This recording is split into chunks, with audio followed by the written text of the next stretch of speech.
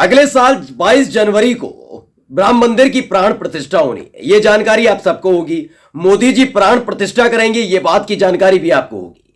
लेकिन इन सबके ऐलान के साथ ही एक नया विवाद जो शुरू हुआ है, एक नहीं तकरीबन 3 से 4 विवाद लगातार जुड़ते जा रहे हैं। यानी जैसे जैसे वो तारीख करीब आती जा रही है वैसे ही वैसे उसके साथ कई ऐसे विवाद हैं जो जुड़ते जा रहे हैं। उनमें से कुछ विवाद ऐसे हैं जो साधु संतों की तरफ से छिड़े गए हैं, कुछ ऐसी बातें हैं जो जनता पूछ रही है, तो कुछ ऐसे विवाद भी हैं दोस्तों जो विपक्ष की तरफ से छिड़े गए, और एक विवाद ऐसा भी है जो खुद भारतीय जनता पार्टी ने पैदा कर दिया। यानी आज 4 विवादों की मैं बात करने जा रहा हूं जिसने प्राण प्रतिष्ठा जो कार्यक्रम राम मंदिर को लेकर 22 जनवरी को होने जा रहा है उसको लेकर बड़ा विवाद खड़ा कर दिया। नमस्कार, मैं हूं प्राज्वल गौतम और आप देख रहे हैं द कंटा। आज मैं आपको 22 जनवरी को जो प्राण प्रतिष्ठा होने जा रही है राम मंदिर की, उसी को लेकर कौन कौन से वो विवाद हैं जिसकी वजह से ये पूरा का पूरा कार्यक्रम विवादों के घेरे में गिर गया, यानी सवालों के घेरे में आ गया है। न ये विवाद केवल विपक्ष की तरफ से शुरू किया गया बल्कि खुद भारतीय जनता पार्टी ने, साधु संतों ने, आम जनता ने भी सवाल उठाने शुरू कर दिए। मैं तारीख दर तारीख, सवाल दर सवाल, विवाद दर विवाद एक एक आपके सामने रखने जा रहा हूं।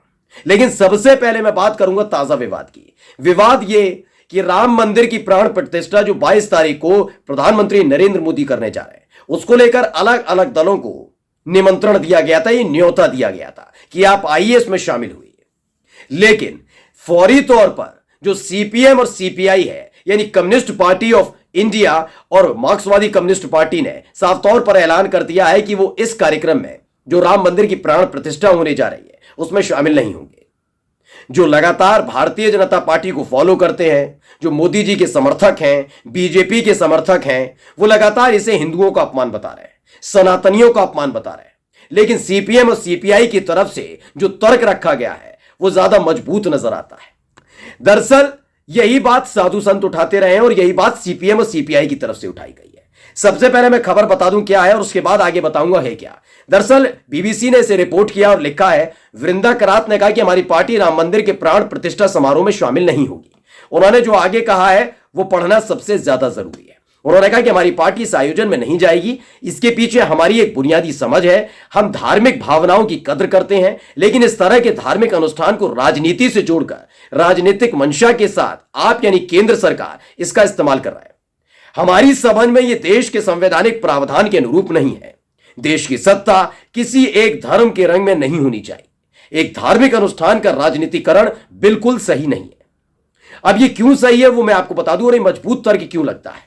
क्योंकि अभी तक अगर आप अयोध्या हाल फिलहाल में गए हो तो आपको पता होगा कि अभी राम मंदिर का पूरा निर्माण नहीं हो पाया है। लेकिन ये बीजेपी अच्छे से जानती है, मोदी जी और शाह साहब अच्छे से जानते हैं कि जनवरी के बाद फरवरी या मार्च में कभी भी आचार संहिता लग सकती है। वो बताना गया कि आप लोग भी कहेंगे कि बिना मोदी जी की आज्ञा के, उनके फरमान के कैसे चुनाव आयोग काम कर सकता है। लेकिन संवैधानिक प्रक्रिया है, उसका निर्वहन करना होगा, वरना बहुत बड़े बड़े सवाल खड़े हो जाएंगे।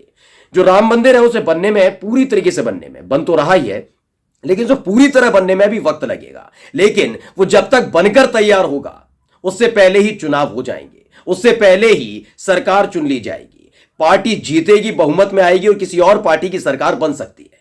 इसीलिए 2024 के लोकसभा चुनाव से पहले बीजेपी चाहती है, और खासकर विपक्ष का आरोप है कि मोदी और शाह ये चाहते हैं कि इन्होंने कोई काम नहीं किया, तो ऐसे में राम मंदिर के सहारे एक बार फिर से वोटों को बटोरने का काम किया जाए। यानी इतिहास रचने के लिए मोदी जी राम मंदिर का इस्तेमाल कर रहे हैं, यह विपक्ष का आरोप है और इसीलिए उन्होंने इससे दूरी बना ली है। अब यह विवाद कहां से शुरू हुआ वो मैं आपको बता देता हूं। दरअसल 2 दिन पहले जो भारतीय जनता पार्टी की कर्नाटक की यूनिट है, उनके ट्विटर हैंडल से एक तस्वीर ट्वीट की गई। उसमें तमाम सनातनियों को, तमाम हिंदुओं को आमंत्रित किया गया, या यूं कहा जाए न्योता दिया गया कि आप तमाम लोग अयोध्या पहुंचिए। इस तस्वीर को लेकर विवाद शुरू हुआ क्योंकि भारतीय जनता पार्टी की तरफ से इसे ट्वीट किया गया था।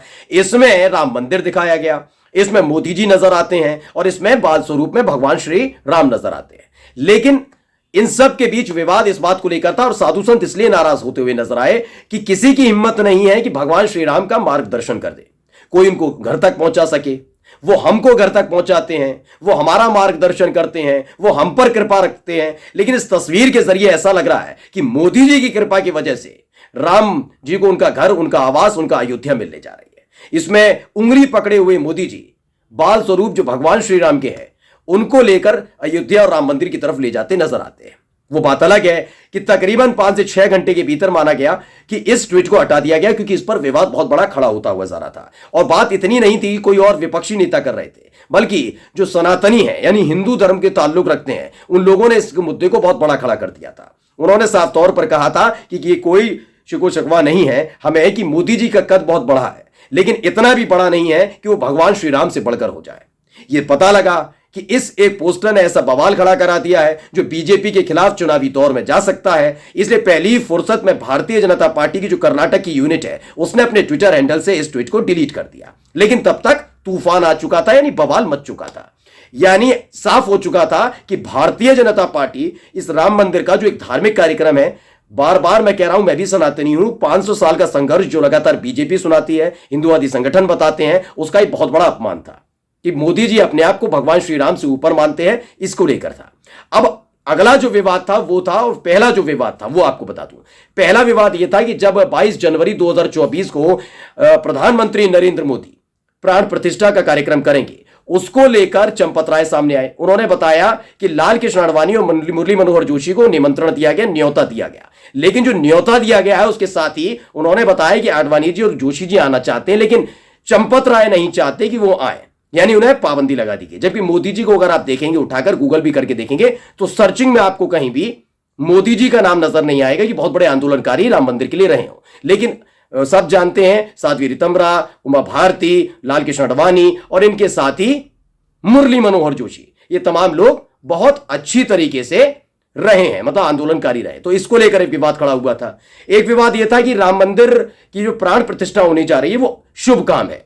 साधु संत लगातार इस बात की अपील कर रहे थे कि भाई अगर इतना शुभ काम होने जा रहा है और प्रधानमंत्री नरेंद्र मोदी जी मैरिड हैं यानी शादीशुदा हैं, तो अपनी पत्नी के साथ इस शुभ काम में शिरकत करें। लेकिन फिर भी उनकी तरफ से यानी भारतीय जनता पार्टी की तरफ से इस पर कोई भी बयान नहीं आया। यानी माना जा रहा है कि 22 तारीख को प्रधानमंत्री नरेंद्र मोदी अकेले प्राण प्रतिष्ठा करेंगे। इसी को लेकर साधु संतों का गुस्सा भड़क उठा है। उन्होंने साफ तौर पर कहा है कि हमारी सनातन परंपरा कहती है जिस मंदिर का आधार, जिस मंदिर को लेकर फैसला सुप्रीम कोर्ट की तरफ से आया था, सुप्रीम कोर्ट ने भी साफ तौर पर कहा था यह आस्था का विषय है, यह इस देश के करोड़ों लोगों की आस्था और धर्म का विषय है, और उसी के आधार पर एक बड़ा फैसला दिया था। तब जब सुप्रीम कोर्ट ये कह सकते हैं, वो फैसला देते समय ये कह सकते हैं, तो प्रधानमंत्री नरेंद्र मोदी को, तमाम सनातनियों को, करोड़ों हिंदुओं की आस्था का, उनकी परंपरा का निर्वहन करना चाहिए, अपनी पत्नी के साथ प्राण प्रतिष्ठा में शामिल होना चाहिए। लोग भी कह रहे थे और साधु संत भी कह रहे थे, लेकिन माना जा रहा है कि अब तक ये बात मानी नहीं गई। जबकि लोगों का कहना है कि अगर यही बात है कि वो अपनी पत्नी के साथ नहीं आ सकते, तो इस देश की राष्ट्रपति द्रौपदी मुर्मू से उनको प्राण प्रतिष्ठा करानी चाहिए। लेकिन ये कैसे करा लेंगे? अगर राष्ट्रपति ये करेंगी तो कल दूसरे दिन फोटो हर जगह उन्हीं का छपेगा। अगर ऐसा हुआ तो 2024 के लोकसभा चुनाव में मोदी जी को बड़ा पोस्टर बॉय या राम मंदिर वाला पोस्टर बॉय किस तौर पर कैसे दिखाया जाएगा? यानी कुल मिलाकर यही बात है, और यही एक वजह मानी जा रही है कि तमाम राजनीतिक दल कह रहे हैं कि अगर इसे धार्मिक तौर पर आप करते हैं, इस कार्यक्रम को, प्राण प्रतिष्ठा कार्यक्रम को आने के लिए तैयार है, लेकिन ये सबको पता है कि जब मंदिर ही पूरी तरह से बनकर तैयार नहीं हुआ तो उसकी प्राण प्रतिष्ठा जल्दबाजी में कराने का मतलब है कि लोकसभा चुनाव में इसका फायदा उठाना है। और इस किसी भी कार्यक्रम का, चाहे वो कोई भी किसी भी धर्म से ताल्लुक रखने वाला धार्मिक कार्यक्रम हो, उसका राजनीतिकरण हम नहीं होने देंगे। नमस्कार।